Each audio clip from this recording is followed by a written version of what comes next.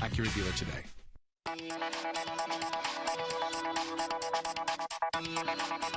Good evening. I'm political editor Dennis Welch, and this is Politics Unplugged, and tonight we start on the campaign trail. And joining us now is former Graham County Sheriff and current candidate for Congress, Richard Mack. I want to thank you for joining us. And first of all, this is a very crowded field. How do you separate yourself from the likes of a Debbie Lesko, Steve Montenegro, Phil Lovis, and the whole list of other candidates out there? Well, it's real easy. I'm not a career politician, and I'm not a mainstream politician. I'm a former Arizona sheriff, as you mentioned, and I'm the only candidate that has ever taken a case all the way to the United States Supreme Court and won on the issue of state sovereignty and states' rights and local autonomy. And in fact, I'm the only sheriff in history to ever do that. And in fact, one of the mistakes that is about me is that the NRA recruited me for that lawsuit. It was just the opposite. I recruited the NRA. They didn't know who I was at the time. So how many terms did you serve? Just reminder, two terms in there, and you're not a career politician? No. That's 8 years in politics, so... Well, and I consider it 8 years in law enforcement. You still got to get elected. There's still politicking involved in that. You're right, and I wish that the sheriff's office and judges were non-political, that they would not declare a party. I don't think it has anything to do with party politics. Okay, and let's move on to this campaign financial disclosures were just put out. You talk about distinguishing yourself from the other candidates. You did distinguish yourself a little bit, but probably not in the best way. You know, you came in, you had raised just $4 grand, where the other candidates had received a whole lot more donations out there. How can you even compete in a crowded competition like this without much money? Well, since then, we've raised quite a bit more, but the thing of it is, money talks in politics, and so those politicians know how to raise money, and they have big political friends with big money. And politics has turned into, just as I said, mainstream political correctness is money, money, money, money. Let's go with the person who's most qualified, not the one who raises the most money. Sure, but you do need to get that money to get your message out there. Correct. And we're going to be hitting the airwaves the last 10 days, and we do have money for that, and we're going to do it. Okay. And in this Republican primary, there doesn't seem to be a lot of differences policy-wise between you, between all the candidates. What would you say would be your biggest distinction between your opponents and yourself? Well, first of all, my message is very unique. First of all, when we're talking about border security, I'm the only one who has ever crawled through a drug tunnel near Agua Prieta, okay, along the Mexican-Arizona border. I've done that. I did that as sheriff. And I'm also the only one to have ridden on a machine gun boat along McAllen, Texas, along the Rio Grande. Sure. I know the border. I've lived it. I've seen it. And I've lived here my entire life. And first of all, I'm the only one that says, President Trump, yes, you can have Mexico and Latin American countries pay for this. First of all, stop foreign aid to Mexico, stop foreign aid to El Salvador and other Latin American countries, and put that towards the wall. But I'm also the only one to say a wall's not going to do us any good if we don't stop freebies to illegal aliens. Stop paying them, stop giving them taxpayer benefits for coming here illegally. If you keep luring them with freebies and entitlements, they're going to keep coming here. I don't care how high the wall is. Well, what type of freebies are we talking about here? I mean, many of the immigrants come over here, they work hard. They don't come here and live for free. Oh, so many of them do. Let's be real here. It costs $119 billion a year for our country to provide for illegal aliens. Okay. Where is that reported? What statistic are you citing there? Well, I've read it all over the place, but I'll actually quote my opponent, Phil Lovis, on that one. And it's extremely costly. Okay. And this has come up every debate that we've had. Many of the immigrants I talk to, they work here, they work hard, they may be here illegally, they're paying into Social Security with no hopes of ever getting that back. They come here for a better life, and you're just saying they're just coming here for a free lunch? Well, I don't think that would be the case. Coming here for a better life and breaking the law. I mean, I'm the rule of law guy on this whole platform. Of all the candidates, I'm the only one that's run a jail. I'm the only one that's been in law enforcement. I know what the rule of law is, and quite frankly, breaking the law has consequences. And I'm really sorry that that's the case. But in all honesty, the DACA people, are going to be victims of their parents' crimes. But because they break into your home, are you going to let them stay there? No. They have committed a crime. They have broken the law. And people who come here honestly, and the Mexicans who come here honestly and obey the law, they should not be put behind the DACA people. But how is the wall going to help? I mean, we've seen that border crossings are at the lowest point in generations at this point. I mean, well, yeah, we've been putting more and more resources at the border. We have more boots on the ground. We have more complete fences down there. In fact, you know, I spent a lot of time down at the border. Some of the people who live down there say that they feel like, you know, it's almost a military zone with the heavy presence down there. Well, if you take some of the farmers and ranchers that belong there, it has been a war zone for them, and some of them have even died because of it, and we have had Arizonans die because of it. The cartels are still way in control of the border. We have had lax border security from the last two administrations, both Bush and Obama. Trump has increased it, and yes, that's good.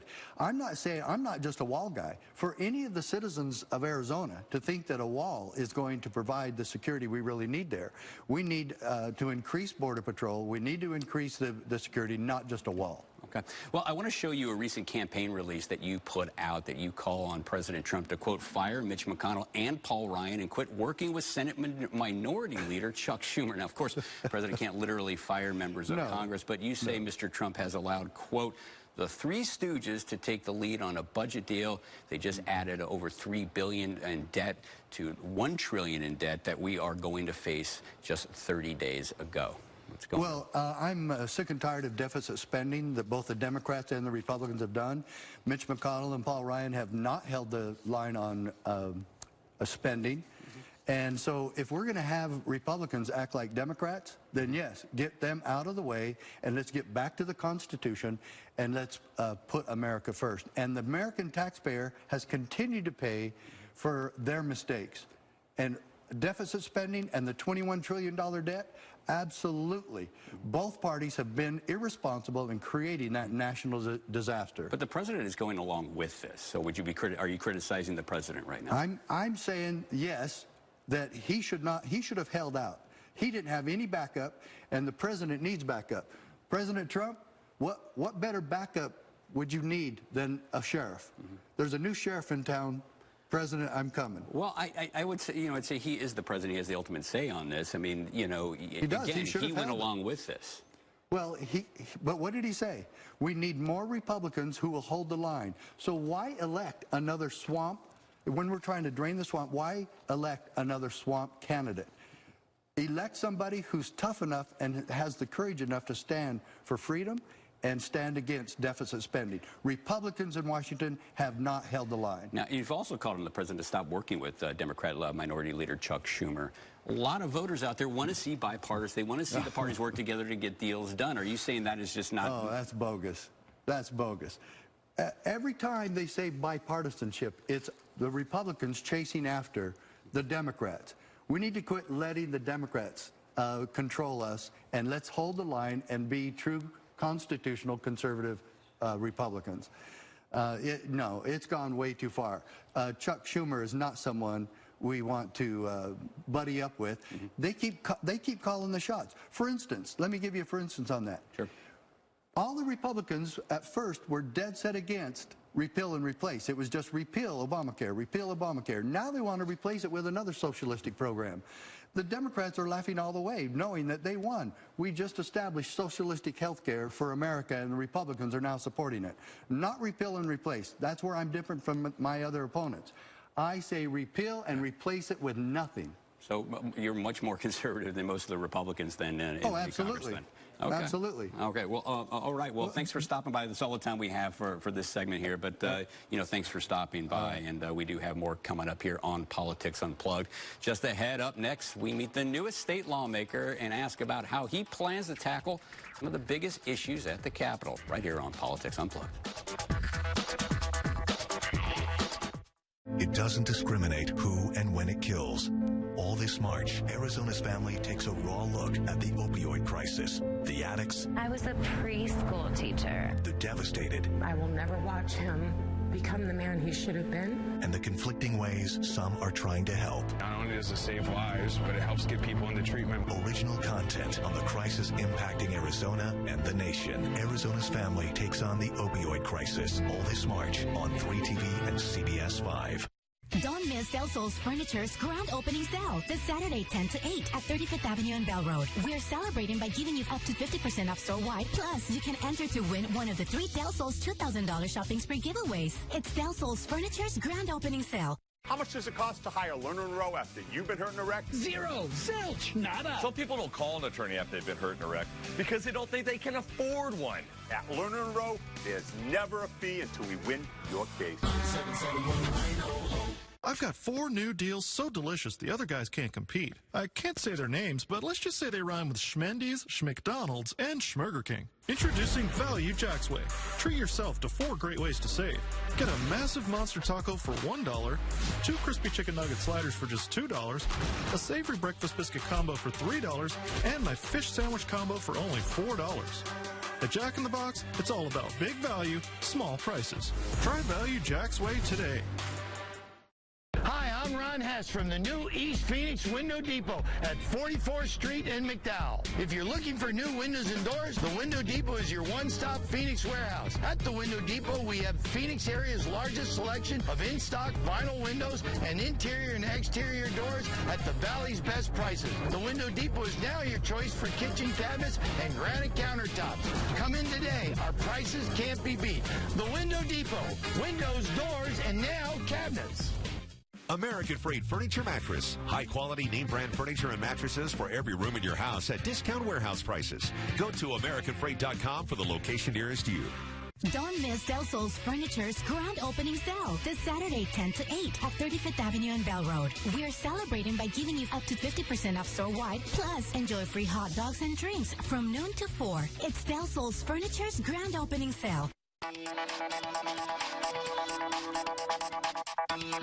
Well, we may be in the middle of a legislative session, but this week marked the first day on the job for one lawmaker. Tim Dunn is the newest member of the Arizona House. And welcome back to Politics Unplugged. And joining us now is State Representative Dunn. Now, Mr. Dunn replaces Don Shooter, who was removed from the legislature by his fellow lawmakers earlier this month. And Mr. Dunn, I want to thank you for joining us. And first question, how's your first week on the job been? It has been a wild ride. It's been very busy. Been here since Tuesday. I was sworn in Tuesday at 1 o'clock, and it's just been a great experience, but it's just been nonstop from daylight till late in the evenings.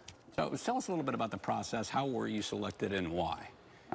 After the shooter was removed last Thursday, they had the legislature, or the precinct committee would have 5 days to nominate select three individuals to put forward to the County Board of Supervisors.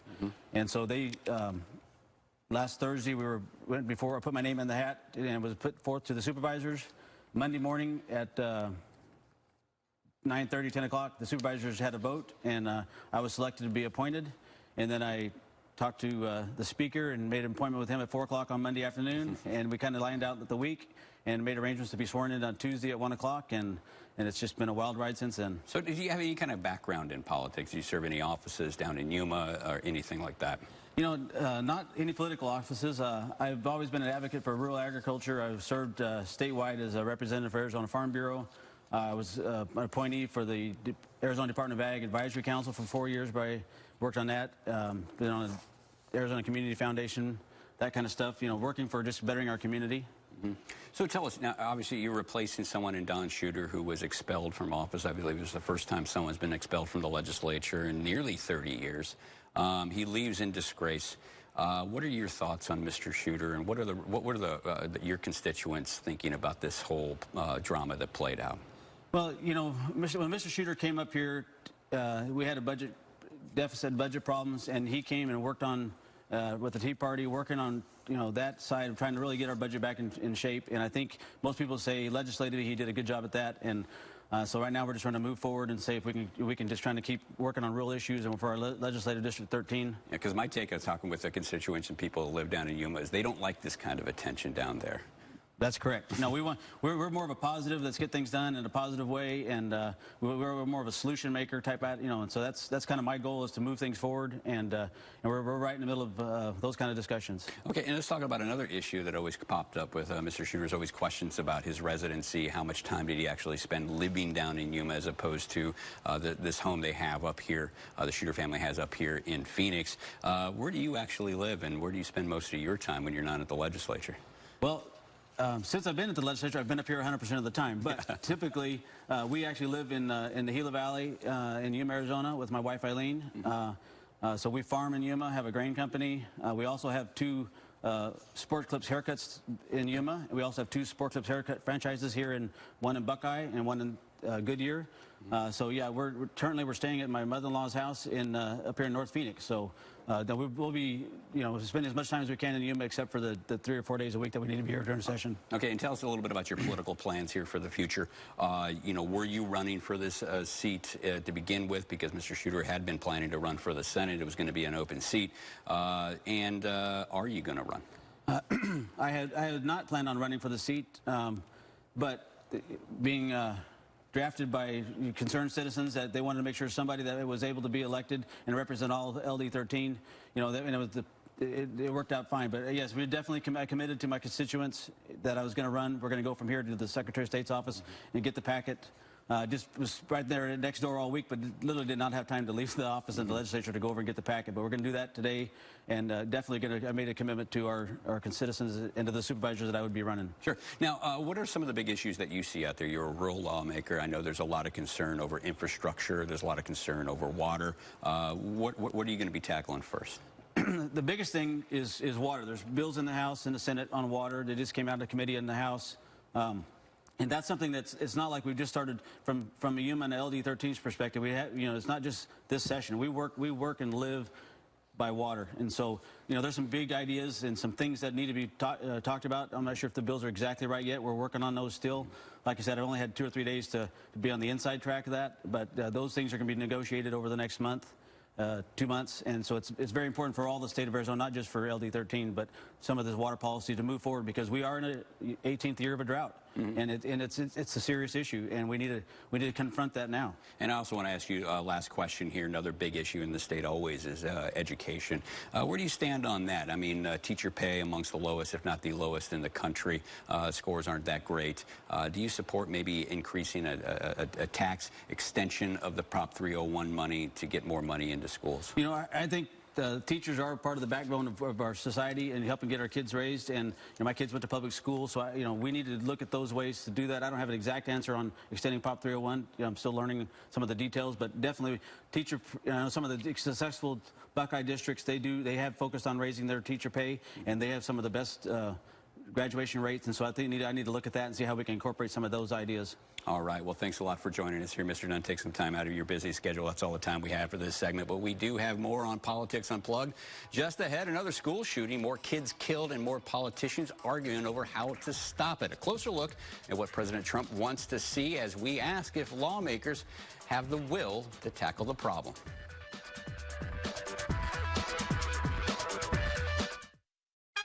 Fresh from the uniquely LA intersection of seafood and street food. El Pollo Loco's Baja Shrimp Menu. Delicious shrimp marinated in chipotle chilies and garlic and served all your favorite ways. This season's offering from El Pollo Loco. Now order online. Take the gold with record-breaking deals on new flooring. Huge savings up to 66%. Pay no interest till 2020. And we'll even move your furniture for free. Finish a winner by calling Express Flooring. Go USA! Go USA! Hey, thanks for judging our first annual Air Park Beauty Contest. Well, thanks, Coy. I sure like number 1. What do you think? Well, but look at number 2. She looks great in red. What do you think? Well, oh, but wait a minute. Look at the curves on number 3. She's the one. It's Ram Truck Month at Air Park. Save $12,500 off MSRP on a new 2018 Ram 1500 Crew Cab. Huge savings on Ram now at Air Park Dodge. So, Himmy, your garage or mine? Air Park Dodge, your Ram dealer. When you're hurt in a wreck, the insurance company will try to bully you into settling fast and settling small. On average, people who hire an attorney get 3 times the amount of money. Don't settle small. Give Lerner & Rowe a call. Call 977-1900. Hi, we're here today with Tom Mello, owner of A1 Garage. Tom, why should I replace my garage door? That's a great question. Most home builders install low-end garage doors. However, at A1 Garage, we transform your home with a new, beautiful designer garage door that will dramatically improve your home's curb appeal by up to 40%. Great. So what makes A1 Garage different? Well, for starters, we never use subcontractors. We have incredible customer service ratings, and we only use the highest quality products backed by the best warranties in the industry. And right now, A1 Garage Door is offering a tremendous deal. For a limited time, receive a free Whisper Drive garage door opener with 2 remotes and a wireless keypad installed with every new garage door purchase. Call for your free in-home design consultation. Serving all of Maricopa County and Northern Arizona. Call 602-341-3906. That's 602-341-3906. A1Garage.com. A1 from day one. Our chicken is an LA classic. Fire grilled the same way since we first opened on Alvarado Street. Right now, enjoy the $20 family choice meal with 2 sides and your choice of tortilla soup or avocado mango salad. The $20 family choice meal, only at El Pollo Loco. And welcome back to Politics Unplugged. It's now time to talk it out with our partners from First Strategic with us today, Marcus Delortino and Barry Dill. So let's just jump into that CD8 race. We heard from Richard Mack, who's now, and we know this is a conservative district, but he is really conservative. He's more like a libertarian. I mean, does he have a chance in a race like this? He's only raised $4,000 according to the last campaign finance reports. Yeah, I think when you look at a combination of some of the recent polling, so not just one poll, but a culmination of a number of polls, he's got a long way to go to secure that seat. And I think right now when you look at just the dynamics of the district, what makes up the district, where the votes are, the returns that are coming in, the momentum in the fundraising, I think you got to sort of look at Debbie Lesko as probably most likely being the leader right now. Well, I agree with Marcus because Sheriff Mack is from Graham County. Mm-hmm. He probably started with some of the lowest name identification of anyone, you know, of the 8 candidates running in this, mm-hmm. you know, run this election. So that just made it even harder to raise money, as you were mentioning, and doesn't give him. I don't think it bodes well for him. So, I mean, we spent a lot of time, obviously, we're focusing on the Republican primary right now because it's assumed that they would be the heavy favorite on this. But who is going to come out on top of that Republican primary? And also maybe give us a quick recap of who you think is going to win the much smaller race for the Democratic primary in this district. Well, based on the polling, based upon just the buzz out on the street, it would appear to me that Debbie Lesko has the edge. The edge on this one? Yeah, she definitely, I think, has the edge. We don't know what Steve Montenegro has appeared to go AWOL and missed several of the debates recently, mm-hmm. Which can't help his candidacy. And I think Phil Lovis just, you know, the conventional wisdom was he would be the early favorite, mm-hmm. and it just hasn't taken off. Yeah. Is it good for good politics at this point for Steve Montenegro to be going AWOL? Obviously, his opponents are putting out pictures of him not being at events. We're getting that part of the picture. Yeah, it just opens him up to that attack. And frankly, with this short amount of time in this campaign and this condensed election cycle, you should be using every opportunity to be on TV, to be on radio, to be out amongst the voters, to being in debate and differentiating yourself from the other candidates. So it's something odd is going on. I don't think this is part of the strategy. I think that there is a sort of something weird happening in this campaign. Okay, let's move on too, because there's a move afoot right now at the state legislature that it could have profound effects here on the Arizona delegation. Republican state lawmakers are pushing a November ballot proposal that would ask voters to overhaul a panel that draws the state's political boundaries out. That give us a sense of who's behind this and why they're doing this. Well, I think it's the Republican Party is the one behind it. And the reason I think it's, I mean, first of all, in 1996, the voters voted on a redistricting commission. Mm-hmm. And so, you know, the whole point in 1996 was to remove the politics out of the redistricting process. This bill adds more members to the board and makes more rules, making it even more political. Mm-hmm.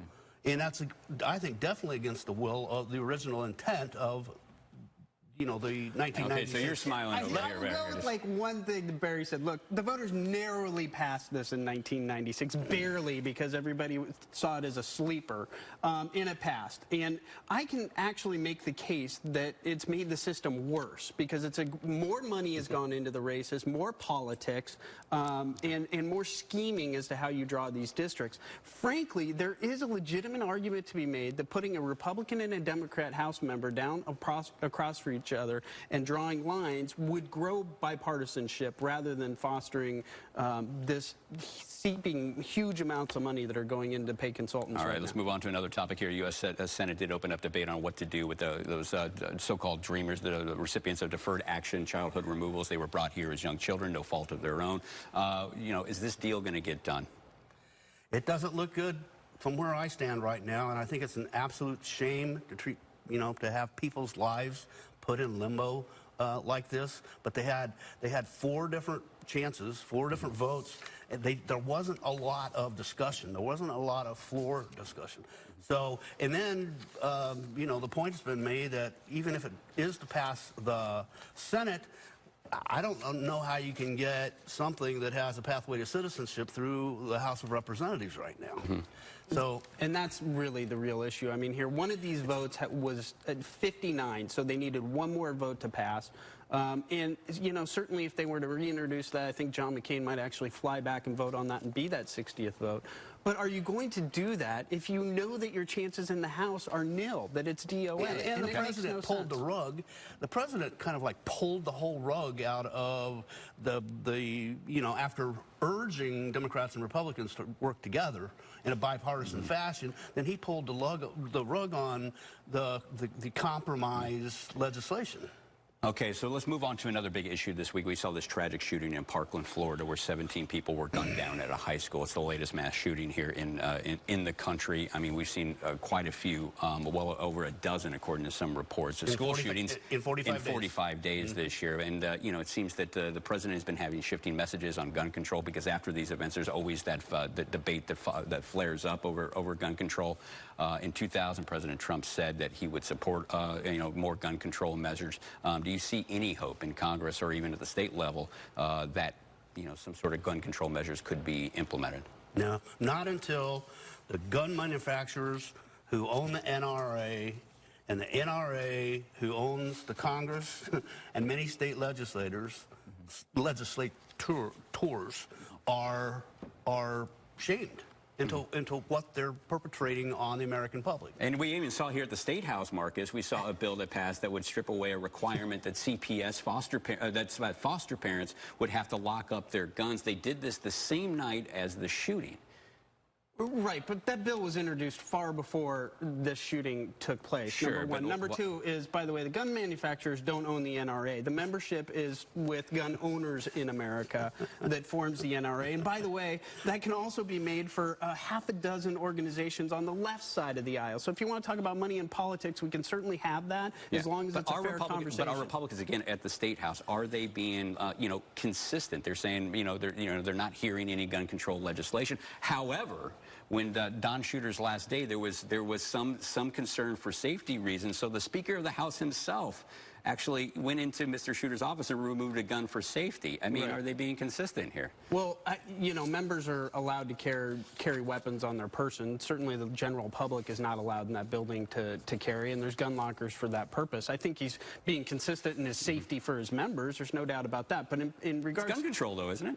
No, it's not. He was taking care of a safety issue, which, by the way, I'm not too sure actually was a safety issue. I don't know if the gun was loaded or not. All right, well, we got to end it right there. But thanks for joining us, and be sure to join us next week for more Politics Unplugged. Good night.